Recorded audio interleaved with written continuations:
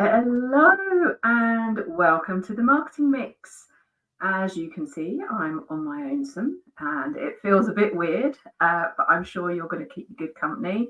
The sun's just gone in. I was about to say the sun is shining, but it's just gone in. But actually, it's very warm today. I've been out for a walk after my lunch, and I've got a stand-up desk. So I'm standing up in my office. So things are all good with the world. This week, I want to talk to you about why you should be creating interactive emails. And I'm going to share 5 ways that you can create them to make your newsletters really kind of eyeball worthy. Now, when you think about it, what happens when a really nice interactive email lands in your inbox? It stands out from all the others and you get involved in it. I just want you to think about how you read your emails. For me, I use Outlook and I have a preview pane. So quite often the preview pane shows the email that's just come in. And if that's interactive and it catches my eye, I want to read it straight away. So why should you create interactive emails? Well, the answer is really simple. You're competing in people's inboxes with all the other emails that they get. So part of the challenge is to get them to open that email in the first place, right? That's a whole other topic. And if you want to know about that, I'm just going to post a link in the comments. But once you've got them to open your email, you want them to read it, right? That's the thing that you want them to do. So interactive emails, they help capture people's attention. You want people to do something, and that's down to you. You need to give them a reason to act. So there are ways that you can make your emails more interactive. But before we go into that, let's look at really why you should. So I've got 3 reasons why you might want to create interactive emails. The first one is to highlight new product features. So if you're a product-based business, rather than listing new features in your product or maybe even listing new services, wouldn't it be cool if your readers could see them? After all, images and videos portray your message much more quickly than words. We take in images and videos much more quickly than words. Even though I love reading, I'm not a great video watcher. So how can you achieve this? Well, how about screen recording something if you've got new features? Maybe you've got new software coming out or you've created a new product. How about screen recording that software? Video works really well when you're showing off products too, and you don't have to be in front of the camera. Okay, if you're nervous about doing this and getting in front of the camera and being front and center, recording products and doing those kinds of videos doesn't involve you being on camera. It does take a bit of planning, but all videos take a bit of planning. It's definitely worth it though. Next, you can use interactivity to give a sneak peek of an announcement or an event. So maybe you've got a sale coming up. Think about how much excitement you could create with an email that has some interaction in it. And it doesn't have to be massively complicated. And in fact, the simpler the better, because it's going to have more impact. So maybe a GIF. I'm going to come on to that a little bit later, but think about what would grab your readers' attention when they get that email. The last thing that the reason that I think you should use interactivity in your emails is to increase that engagement. Okay, you want better engagement with your emails. You want people to do something. I know I do. I want my readers to, look at what I've sent them and think, yes, I want to do that. Yes, I want that webinar. Yes, I want to read that blog post. Yes, I want to go into that live stream. So changing up the format of your emails is going to give your readers a bit of a surprise when they open it. And whether you're looking for clicks or even replies, give your readers a reason to do it. And replies is really good. If people are replying to your emails, that's telling email servers that you're a safe sender, that your people are engaging, interacting with your emails. They're replying to you. So they're going to let your emails through more regularly. All right, so now that you know why I think you should create interactive emails, let's talk about how you do that. So I've got 5 ways that you can try, 5 things that you try. And of course, you don't have to stick to the 5 things that I'm going to go through. Once you get going, you'll start being more creative and you'll start thinking of more ways that you can add interactivity. And don't limit yourself to a button in the email. Although we're used to clicking buttons, don't limit yourself to that. Email tools, they do have functionality to do specific things, but that doesn't mean you should be limited by the reason that function has been created. So let's talk about the first way to add interactivity. And I'm going to talk about polls. And I know this is ironic because this is going live on LinkedIn as well as YouTube, but on LinkedIn. And polls on LinkedIn are a little bit, I think people think they're a little bit meh. But who doesn't love a good poll? At the other end, people who see it, if they identify with the question that's being asked, if it makes them feel an emotion, or they think, oh, I've been there, we really want to share our opinions. And they're a great way to give your readers different content and to find out something useful to help you. For example, I insert polls into my emails to help me understand marketing topics my readers want to know more about. Polls are not limited to social media. You could use a poll to help with some product development. I'm just thinking about, services that could use this, and like perhaps a nail technician, like someone who maybe is a mobile nail technician, goes out and gives manicures and does the whole gel things and whatever it is that they do. You could ask your list to choose the nail colours they prefer and stock up on the ones that most people vote for. So you're going to save yourself some money by not buying lots of things that people aren't going to ask for. Now, if you've created polls in LinkedIn, on Facebook, wherever, you can take the content of those and send that poll to your subscribers. It might even give you a different perspective. And what I would do is I would create a poll in your email rather than link to your LinkedIn poll. And the reason for that is, well, that link is just another thing that they click, whereas the poll, when it's laid out in your email, it looks different. It gives your email a different feel. Now, there are lots of ways to use polls, and you can let your imaginations run free. The second way, I've already mentioned this, but gifts. Gifts are brilliant. They're movement that catches our eye, right? We use them all the time. We use them on social all the time. We send them in DMs. So why not in our emails? Think about the thing that stops you scrolling on social media. It's that movement. It's either a video or a GIF. So why not use one in your emails? You can, whatever email marketing software you're using, you can use GIFs in your emails. And if your inbox is set up like mine, I've already said, I have a preview pane. That email comes in, and it drops to that email, and I can see it previewed. My eyes are going to instantly be drawn to it. Now, little word of caution: don't use too many GIFs in one email. I think one is plenty. You want to make an impact. And maybe don't use them in every email because that gets boring. People will learn to expect them. And then it doesn't make the impact that you want it to. It doesn't shake up your list to go, oh, this is a bit different. I need to sit down and take this in. You can search for GIFs in Giphy, and if you're a little bit cleverer than me, you can make your own GIFs and put them in Giphy.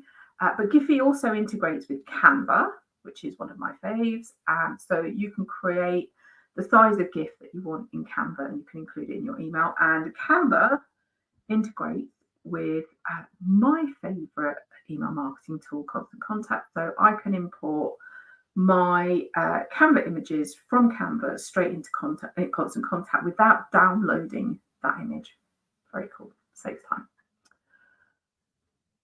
The next way is RSVPs. So think about it.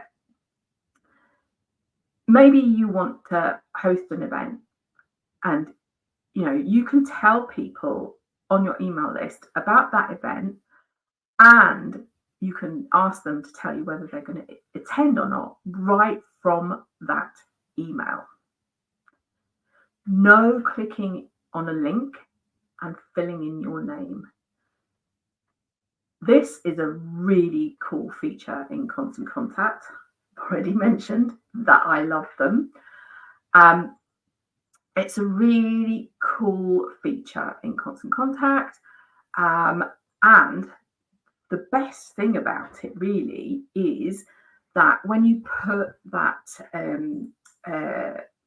RSVP into your email, the answers that people give are stored directly in your reporting, which means you don't have to go off and find a different place to set up that event, put in an RSVP, and then monitor that with, see who's replying and download that list and all of that stuff that takes time. With Constant Contact, that feature is included in your email reporting. Okay, saves tons of time. And if you're that small business owner that wears lots of hats, who doesn't love that? We all want to do more in less time, and this is a great feature that will help you. And if you're sending an email to that, to your list with that event anyway, inviting them, why not put it straight in the email? Now, the RSVP block that you get in Constant Contact is best by invitation only responses. So maybe you're having an open house, or you're inviting specific subscribers to a networking event. You don't want it publicized. You don't want it, every man and his dog to reply and come to it. It's only open to your list or a select group of people on your list.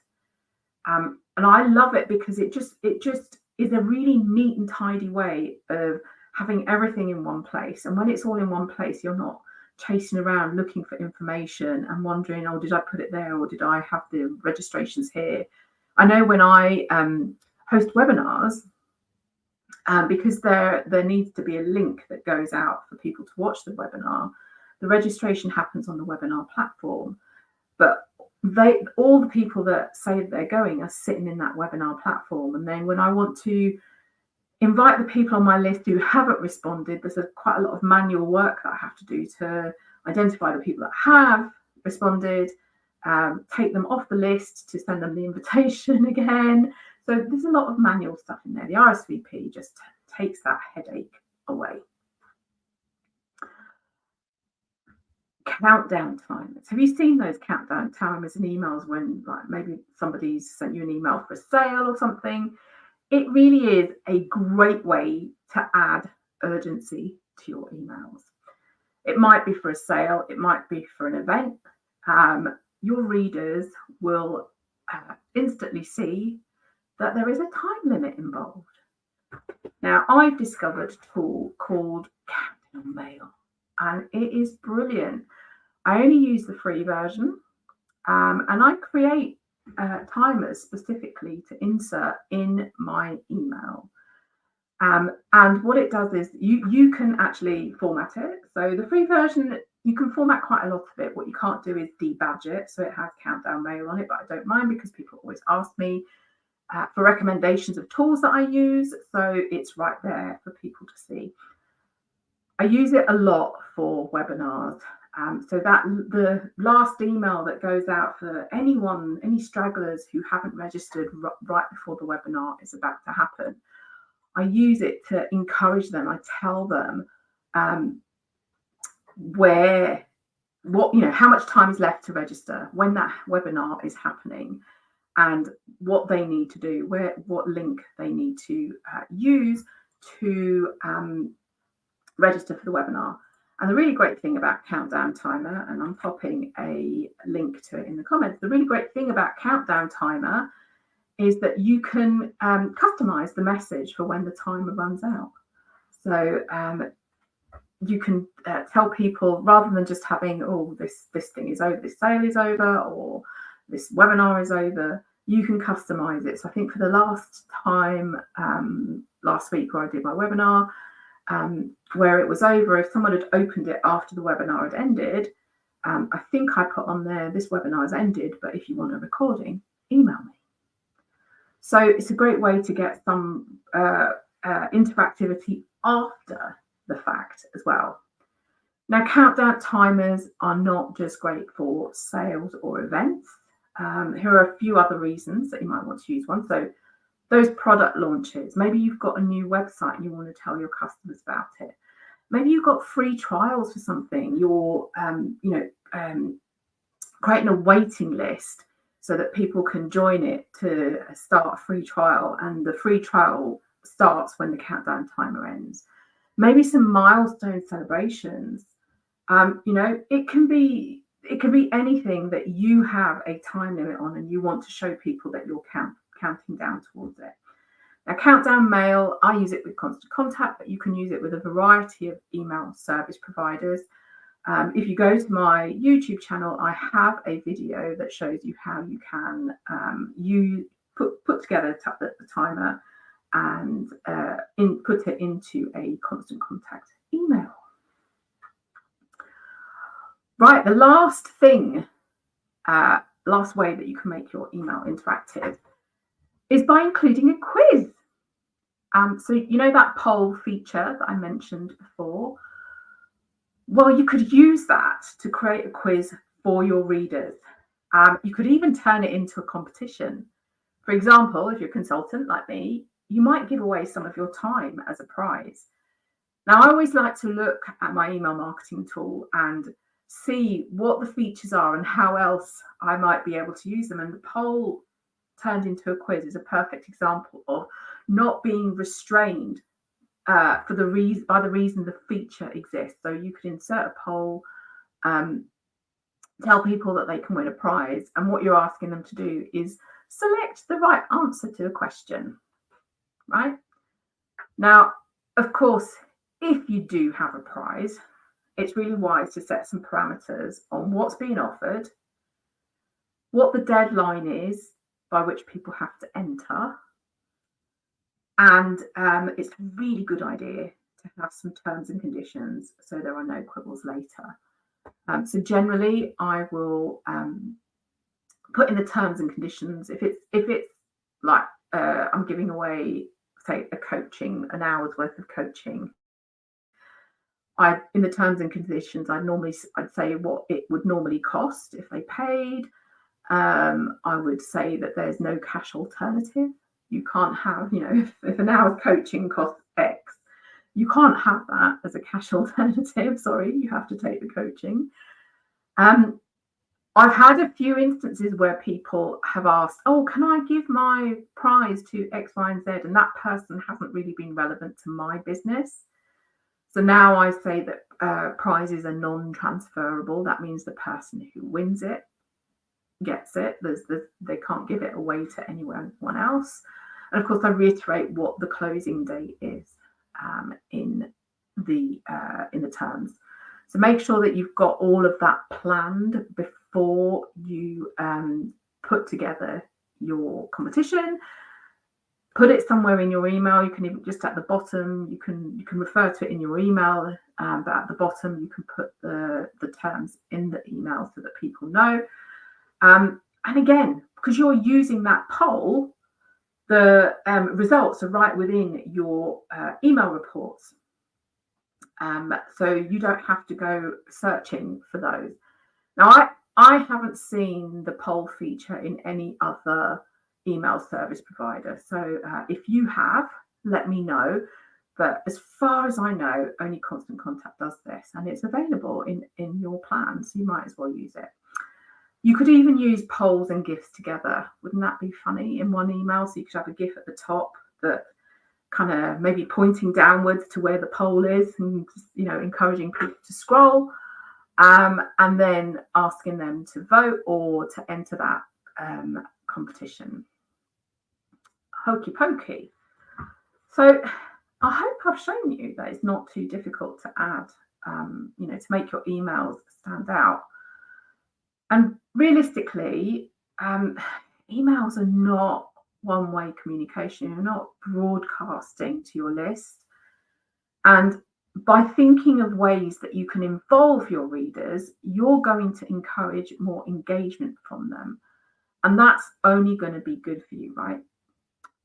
Because email marketing can definitely be a business generator for you. And if you do it the right way, that's going to, really help your business grow. It's going to help you to really achieve the purpose that you set up your business for. And the right way for you might not be the way everyone's telling you to do it. I'm a big one for not being bullied into stuff, which is why I never lasted very long in gym training classes where the trainer stood at the front of the class shouting at me. Just not what I respond to. So if you feel that way, let's talk. I've got 2 open coaching sessions right now for two people, and I promise I won't shout at you. They're completely bespoke, and we'll work together to find your way of doing email marketing. So I'm going to pop a link in the chat for you to book some time with me if you feel that that's you. But honestly, I just think that if you're struggling with how to get better engagement with your emails, people open them but they don't do anything. Get that better engagement, really, re-look at the content of that email and think about how you can shake up your readers so that they react to what you're sending them. And that could be as simple as adding a GIF, adding a poll, all the 5 things that I've talked you through today will make a difference, because maybe your emails have just got, people expect them to look a certain way. And when that happens, we just gloss over things. So that is all we have time for this week. Short but sweet, and that usually is when I'm on my own, because I like talking to people, and so when I've got someone with me, it feels like I'm having a chat. But in 2 weeks' time, my guest is going to be Sue Moore, and we're going to talk about writing great copy to help your business to get noticed. So make sure that you set a reminder. I'm just going to pop the link in the comments again. But Sue she talks a lot about the psychology of copy and how to get people to respond to or react to the things that you write, which is perfect if you want to get more from your email marketing. So don't forget to set that reminder, and I will see you in 2 weeks' time. Take care. Bye.